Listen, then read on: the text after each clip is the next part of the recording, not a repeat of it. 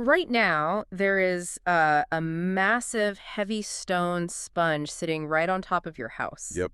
Just quietly soaking up water. Exactly. It is quietly deteriorating from the inside out, and it's quite possibly threatening to completely void your homeowner's insurance policy, which is wild. It really is. So today, we are completely tearing up the assumption that this heavy stone monolith poking through your roofline is somehow indestructible. We are taking a deep dive into some really fascinating research and field data from a Portland, Maine masonry specialist called Select Chimney Services. Great data in there, It yeah. is. And the mission for this deep dive is to completely reframe how you look at the architecture of your own home. We're going to take what most people think of as just, a boring, static pile of bricks and transform it into what it actually is. Which is a highly active, incredibly complex battleground of physics, chemistry, and environmental science. A battleground. I love that word for it. Well, it really is a battleground up there. And, what makes this research so compelling is how it exposes our collective blind spots as property owners. Yeah. Because we are incredibly diligent about certain things, aren't we? Oh, for sure. Like we obsess over cleaning the gutters every fall, we get the roof shingles inspected, we check the foundation for cracks. But when it comes to the chimney, we just sort of assume it's this permanent fixture. Right, because it's rock, it's mortar, it's heavy, so we assume it's invincible. Exactly. Okay, so let's unpack this, because the central, honestly terrifying irony we found in this data is that bricks are actually incredibly fragile. Highly fragile. Yeah, they are highly, highly vulnerable to water. And the stakes here for you, the homeowner, they really couldn't be higher. Ignoring the invisible science happening inside that masonry can literally rot your house from the inside out. It can. And to understand why a structure made of heavy stone can fail so catastrophically, we first have to, we have to unlearn our basic assumptions about building materials. We have to zoom way in and look at the microscopic mechanics of masonry. Okay, let's do it. So when you hold a brick in your hand, it feels dense, right? It feels completely impenetrable. But the data describes bricks and the mortar that binds them together as rigid sponges. A rigid sponge. I have to admit, when I first read that phrase in the source material, it threw me. It's counterintuitive. It really is. It's such a wild mental image Yeah. because, how can something that weighs 5 pounds and can easily break a window be a sponge? Right. Well, it comes down to how bricks are actually made. When clay is formed and fired in a kiln, all the moisture inside it evaporates.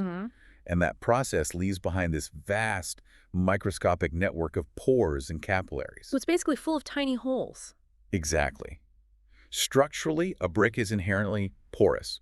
It acts exactly like a sponge, constantly absorbing ambient moisture from its environment.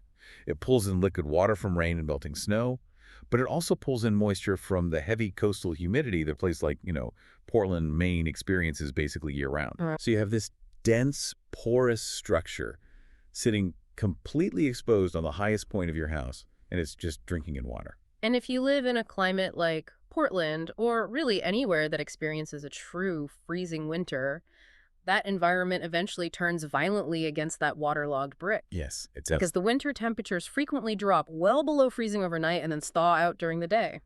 And this brings us to the real engine of destruction for any chimney, which is the freeze-thaw cycle. right.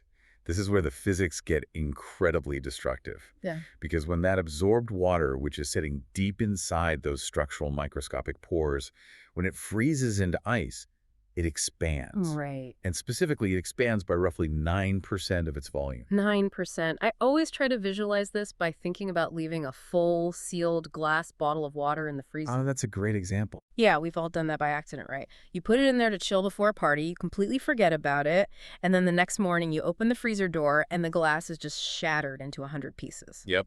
The ice pushed outward until the vessel failed. Exactly. But I have to ask, if we are just talking about microscopic amounts of ambient moisture inside a tiny pore of a brick, how on earth does a 9% expansion generate enough force to literally blow apart solid rock? What's fascinating here is the sheer, relentless mechanical force of that cycle.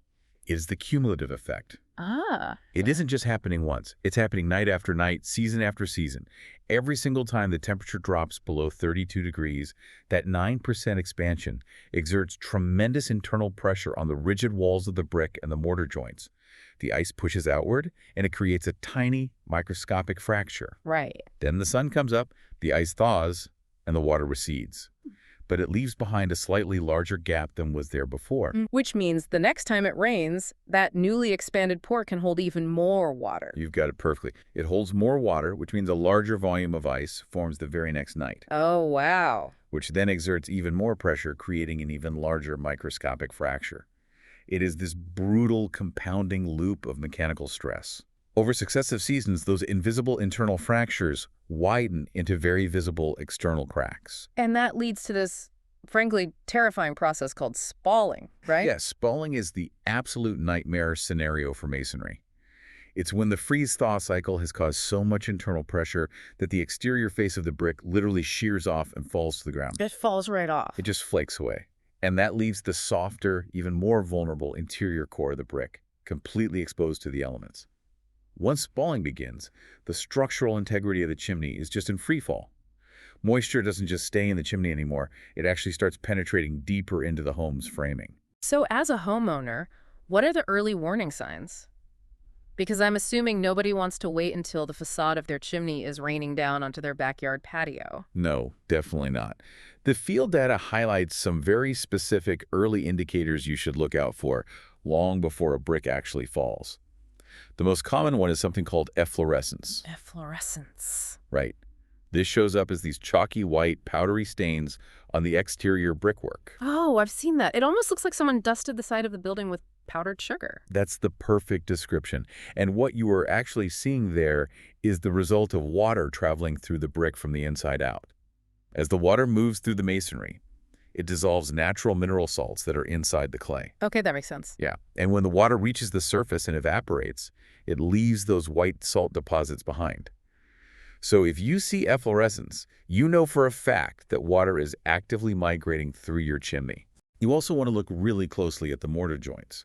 If the mortar looks sandy, if it's sort of flaking away, or if it looks physically hollowed out between the bricks, the freeze-thaw cycle is actively destroying the binding agent holding your chimney together. I also noticed the research mentioned looking for rust stains around the flashing, like that's the sheet metal where the chimney physically meets the roof line, right? Or even finding water stains on your drywall near the fireplace. Exactly. It all points to water penetrating the envelope of the house.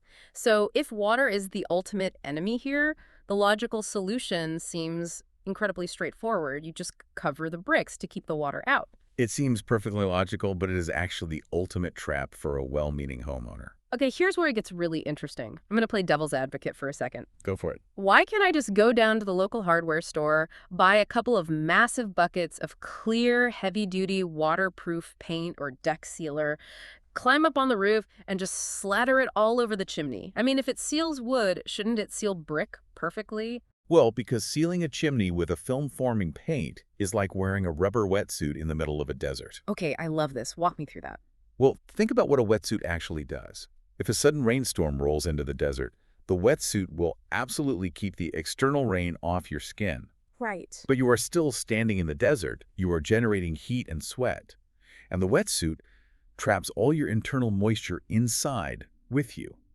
Because the suit can't breathe, you will eventually collapse from heat stroke, entirely defeated by your own trapped moisture. I see. Because the moisture isn't just coming from the rain outside, it's coming from the inside of the house, too. Yes, exactly. Applying generic paint or clear coats to a chimney is literally one of the most destructive things you can do to masonry. It creates a completely impermeable barrier. Right. It traps the internal moisture and vapor inside that rigid sponge. Remember, your house generates moisture from cooking, from heating, and crucially, from the combustion process of the fireplace itself. If the brick cannot breathe, that trapped moisture is forced to sit inside the brick during the winter. You are essentially guaranteeing maximum freeze-thaw destruction. The actual numbers on this are staggering. According to the life cycle data from Select Chimney Services, an untreated masonry chimney has an estimated mortar lifespan of about 10 to 15 years before the risk of spalling becomes severe. Right, if you just leave it alone. Yeah, if you just leave it entirely to the elements. But if you paint the masonry, if you trap that internal vapor, the lifespan plummets to just 5 to 8 years. You literally cut the life of your chimney in half by trying to protect it. It creates an extreme risk of internal rot and astronomical replacement costs. It's a really painful paradox. You spend money and time to destroy your own house twice as fast. So what's the actual fix then? The actual professional solution, which is rooted in material science, relies on 100% vapor-permeable repellents. These are not paints. They are specialized, commercial-grade chemical formulas, often using silanes or cis-loxanes, that penetrate deep into the microscopic pores of the masonry. So they don't sit on the surface like a shell, they soak in. But, I mean, how can a chemical block water but still let vapor through? That feels a bit like magic. It does, but it really just comes down to molecular size. Liquid water molecules, like raindrops, they bind together into relatively large droplets. Water vapor molecules, on the other hand, are single microscopic molecules of gas. Okay, I'm with you. So the vapor-permeable repellent lines the walls of the brick's pores, making them intensely hydrophobic, meaning water repellent. The pores become too slippery and narrow for the large liquid raindrops to enter from the outside. Oh, wow. But those same pores remain completely open and wide enough for the tiny, single molecules of water vapor to easily pass right through from the inside out. That is so cool. It's basically structural Gore-Tex. It blocks the rain, but lets the bricks sweat out the internal moisture. Exactly like Gore-Tex. And the results really speak for themselves. By using a proper vapor-permeable waterproofing, the estimated lifespan of the chimney jumps from 10 years to 20 or 25 plus years. And if you combine that repellent with tuck pointing, the lifespan extends to 30 plus years with almost zero risk of freeze-thaw vulnerability. We should probably define tuck pointing, actually, because it is a critical prerequisite here. Oh, for sure. Tuck pointing is the highly skilled process of grinding out the damaged, decaying exterior mortar with specialized tools, and then meticulously packing fresh, structurally sound mortar back into the joints. And the research makes a huge point about the order of operations here. Waterproofing must only happen after structural repairs, like tuck pointing. You can't just spray this fancy molecular Gore-Tex over crumbling, sandy mortar or massive physical cracks. No, you absolutely cannot.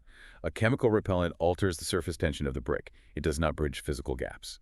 If you have a half-inch crack in your mortar and you just spray a repellent over it, the rain is just going to bypass the chemistry entirely and pour straight into the physical hole. You have to restore the structural integrity first, and then apply the invisible shield. Okay, so we've solved the exterior water problem. We've used vapor-permeable chemistry and tuck pointing to stop the brutal Maine winter from tearing the outside of the chimney apart. Right. But as we transition to the second half of this research, we find out there is an entirely different, highly corrosive chemical reaction happening on the inside of the chimney. Yes. So what does this all mean for the homeowner who just wants to sit by a cozy fire on a freezing January night? What is actually happening in the dark vertical tunnel of that flue? Well, this is what the chemistry goes from passively destructive to actively hostile.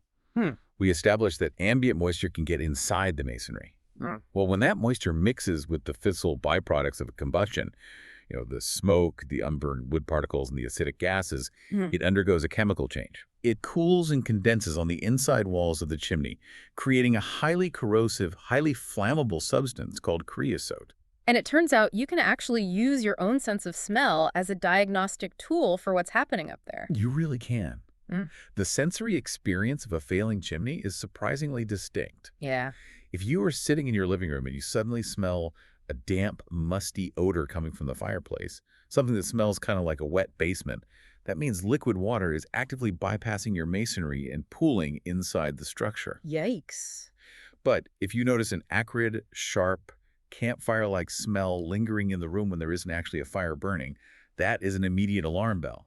That indicates dangerous levels of creosote buildup stubbornly clinging to your flue walls. And creosote isn't just a smelly inconvenience. It fundamentally changes how the chimney operates, doesn't it? Yes, drastically. As it builds up, it physically narrows the flue. It chokes off the exhaust passage, which weakens the draft. And a weak draft means the air isn't pulling up and out of the chimney fast enough, causing your fires to smolder instead of burning hot and clean. Which creates a vicious, self-sustaining cycle. A smoldering, inefficient fire produces even more unburned particles, which creates even more creosote, which chokes the flue even further. Just making it worse and worse. Exactly. And as the cycle progresses, the creosote changes state. The data outlines 3 distinct stages of creosote buildup. Stage 1 is basically high-carbon soot. It's flaky, velvety, and relatively easy for a chimney sweep to just brush away. Okay. Stage 2 gets worse. It looks like porous, crunchy, burnt marshmallows sticking to the walls. And then there's stage 3, which sounds like something straight out of a horror movie. Stage 3 is catastrophic. By the time it reaches this stage, the creosote has baked and hardened into a dense, glazed, highly concentrated tar. Imagine pouring liquid black glass down the inside of your chimney and letting it harden. It is incredibly dangerous and requires advanced professional equipment, sometimes rotary chains or specialized chemical solvents, to safely break it down and remove it. Your standard retail chimney brush from the hardware store simply will not dislodge stage 3 creosote. And the most terrifying part is that stage 3 creosote is essentially concentrated fuel. If an ember floats up and ignites that glazed tar, you have a chimney fire that burns at upwards of 2,000 degrees Fahrenheit. Yes. Which brings us to the internal clay liners that most older chimneys were built with. If you subject a clay liner to a 2,000-degree fire on the inside, while the outside masonry is sitting in 20-degree winter air, the physics of thermal shock take over. Thermal shock is incredibly violent. Imagine taking a frozen glass from your freezer and immediately pouring boiling water into it. It shatters. Exactly. The glass will violently shatter because the inside is trying to expand rapidly from the heat, while the outside is still contracted from the cold. The same exact thing happens to a clay flue liner during a chimney fire. The clay cracks and shatters. That's terrifying. And once that clay liner fails, that 2,000-degree heat instantly escapes the masonry and can easily ignite the combustible wooden framing of your house. The fire bypasses the stone entirely and goes straight for the wood. Which is why the engineering solution presented in this research moves completely away from relying on traditional clay. The gold standard for modern chimney safety is the installation of custom-fitted stainless steel liners. Right. And if we connect this to the bigger picture of home efficiency, the transition to stainless steel makes perfect sense. Stainless steel liners are basically heavy-duty exhaust pipes, custom dropped down the center of the masonry structure. But why steel? I mean, is it just because it won't shatter like clay? That's a huge part of it, yes. Stainless steel can easily handle the extreme thermal shock of a chimney fire without cracking.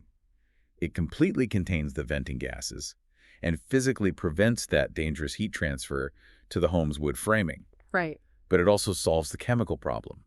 Stainless steel is incredibly resistant to the highly acidic, corrosive nature of the creosote mixture. It won't degrade and rot away like clay or mortar will when exposed to those specific acids. Plus, from what I read in the data, because these steel liners are completely smooth and custom fitted to the exact correct diameter for your specific fireplace, they radically improve the thermodynamics of the chimney. They do. There's less friction for the smoke, which boosts the draft, meaning your fires burn harder, cleaner, and push way more heat into your living room, so you get a safer home and a warmer living room. It's a really brilliant piece of engineering. It really is. So, we've covered the complex physics of the outside with the rigid sponges and the freeze-thaw cycle. We've covered the volatile chemistry of the inside with the creosote and the thermal shock. Now, let's pivot to what might be the most unpredictable variable in this entire deep dive: human behavior. Specifically, what happens when a property owner looks at all this complexity and decides they can fix it themselves to save a few bucks? This is where things transition from scientifically fascinating to practically dangerous. Yeah. The urge to DIY home maintenance is incredibly strong, especially in today's economy. But given the chemical and physical complexities we just discussed, the consensus is clear. DIY chimney maintenance is a massive hazard. Just starting with gravity, I mean, climbing up onto a steep, pitched roof, especially in unpredictable New England weather, is incredibly dangerous if you don't have commercial fall arrest gear and safety training. Absolutely. But even if you manage to stay on the roof, there's the danger of simply applying the wrong chemistry. Like we talked about with the paint paradox, a DIYer grabbing a random bucket of sealer from an aisle end cap can accidentally lock in moisture and literally accelerate the structural decay of their home. Furthermore, DIYers fundamentally lack the crucial specialized tools required to actually diagnose the root cause of masonry failure. Right. You cannot see stage 3 creosote or microscopic thermal shock cracks in a clay liner by shining a flashlight up from the hearth. It's too dark, and the angles are impossible. You just can't see it. No. Professional diagnostic services utilize high-definition articulating flue video cameras. They drop these cameras down the entire length of the interior to scan every inch of the structure, finding hidden, catastrophic dangers that the naked eye would miss entirely. And here is the absolute kicker for anyone still thinking about watching a 10-minute internet video and tackling this on a Saturday.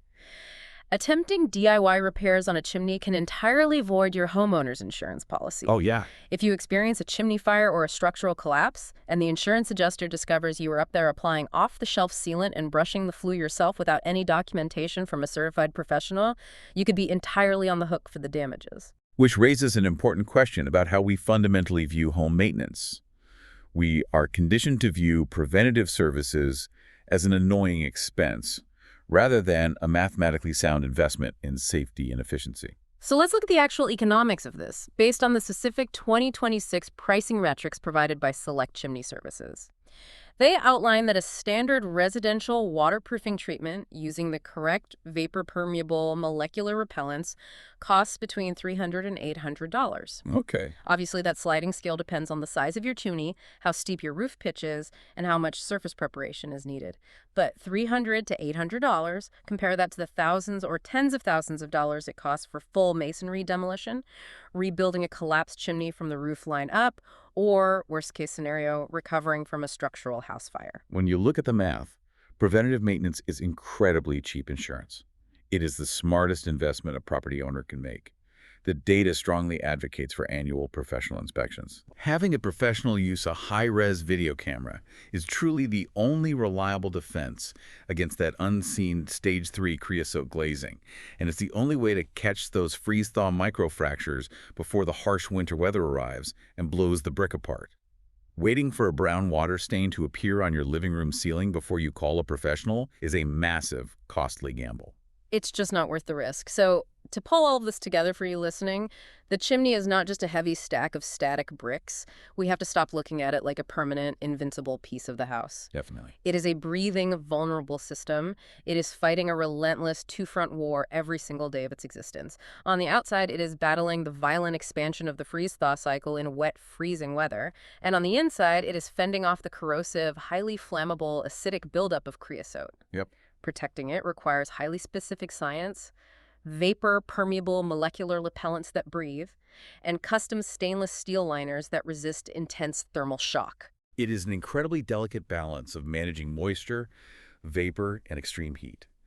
But, looking at all this advanced modern technology required just to keep a residential chimney standing safely for a few decades, it leaves us with a fascinating, almost haunting historical question to ponder long after this deep dive ends. Ooh, I like where this is going.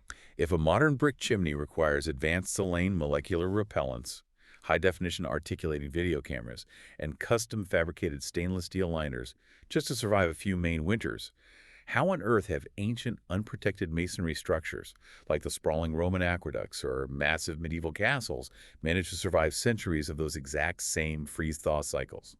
What ancient engineering secrets or lost mortar recipes did they possess that our modern building materials have completely forgotten? Oh, that is a brilliant question. I love that. Little architectural mystery to chew on the next time you look up at a neighborhood roofline. Thank you so much for joining us on this deep dive into the hidden science of your home. Hopefully the next time you hear a heavy winter rainstorm or smell a campfire, you'll think about the rigid sponges, the molecular bonds, and the silent, high-stakes battles happening right above your head. Until next time, stay curious and maybe get that flue checked out.